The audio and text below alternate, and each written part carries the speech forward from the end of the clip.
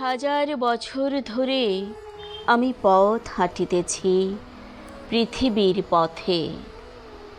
সিংহল সমুদ্র থেকে নিশীথের অন্ধকারে মালয় সাগরে অনেক ঘুরেছি আমি। বিম্বিসার অশোকের ধূসর জগতে, সেখানে ছিলাম আমি আরো দূর অন্ধকারে বিদর্ভ নগরে। আমি ক্লান্ত প্রাণেক, চারিদিকে জীবনের সমুদ্র সফেন। আমারে দুদণ্ড শান্তি দিয়েছিল নাটোরের বনলতা সেন।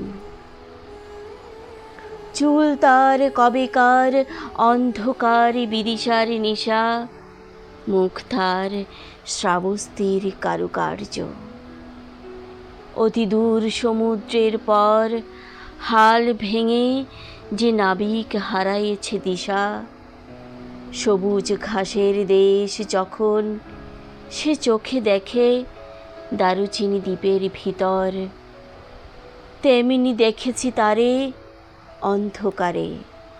বলেছে সে, এতদিন কোথায় ছিলেন? পাখির নীরের মতো চোখ তুলে নাটোরের বনলতা সেন। সমস্ত দিনের শেষে শিশিরের শব্দের মতো সন্ধ্যা আসে। ডানার রৌদ্রের গন্ধ মুছে ফেলে চিল। পৃথিবীর সব রং নিভে গেলে পাণ্ডুলিপি করে আয়োজন।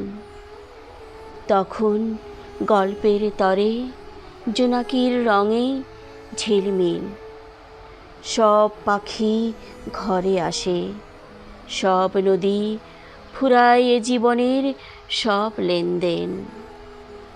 থাকে শুধু অন্ধকার মুখোমুখি বসিবার বনলতা সেন।